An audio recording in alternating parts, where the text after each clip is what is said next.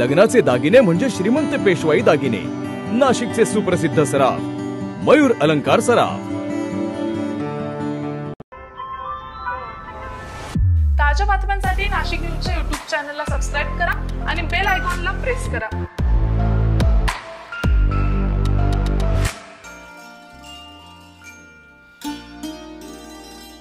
नाशिक जिल्हा मराठा विद्या प्रसारक समाज या शैक्षणिक संस्थेच्या वतीने आयोजित करण्यात येणारी मविप्र मॅरेथॉन 28 जानेवारीला होणार आहे।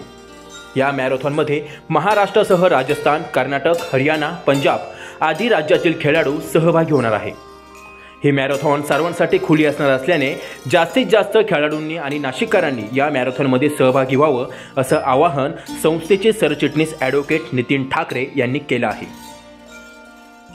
या स्पर्धांची सुरुवात या ठिकाणी होणार आहे आणि आजपर्यंत याचे जे काही रजिस्ट्रेशन चालू आहे, या रजिस्ट्रेशनसाठी हरियाणा, आंध्र प्रदेश, दिल्ली, सेना दल आणि महाराष्ट्रातल्या अनेक नामवंत खेळाडूंनी याचं रजिस्ट्रेशन केलेलं आहे।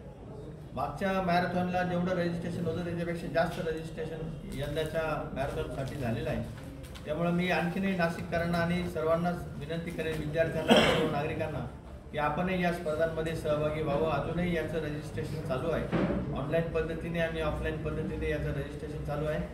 मविप्र मॅरेथॉन चौकापासून ही स्पर्धा सुरू होऊन धोंडेगाव आणि तिथून परत अशा प्रकारे या स्पर्धेचं आयोजन असेल। याच्यामध्ये 41 किलोमीटर, 21 किलोमीटर, 10 किलोमीटर, 3 किलोमीटर आणि 4 किलोमीटर अशा वेगवेगळ्या वयोगटासाठी ही स्पर्धा ठेवलेली आहे। सर्व नागरिकांना मी आवाहन करेन की आपण या स्पर्धेमध्ये मोठ्या संख्येने सहभागी व्हावं।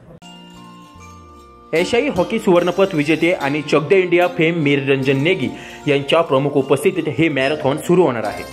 केंद्रीय आरोग्य राज्यमंत्री भारती पवार या देखील प्रमुख पाहुणे म्हणून उपस्थित असणार आहे। यंदाच्या मॅरेथॉनमध्ये इंडियन नेव्ही आणि महाराष्ट्र पोलीस दलातूनही स्पर्धक सहभागी होणार आहे। आज झालेल्या पत्रकार परिषदेत संस्थेचे उपाध्यक्ष बाळासाहेब क्षीरसागर यांच्यासह विश्वासराव मोरे, देवराम मोगल, दिलीप दळवी, संजय शिंदे, चंद्रजित शिंदे आदी पदाधिकारी उपस्थित होते। संजय परमार, नाशिक न्यूज, नाशिक।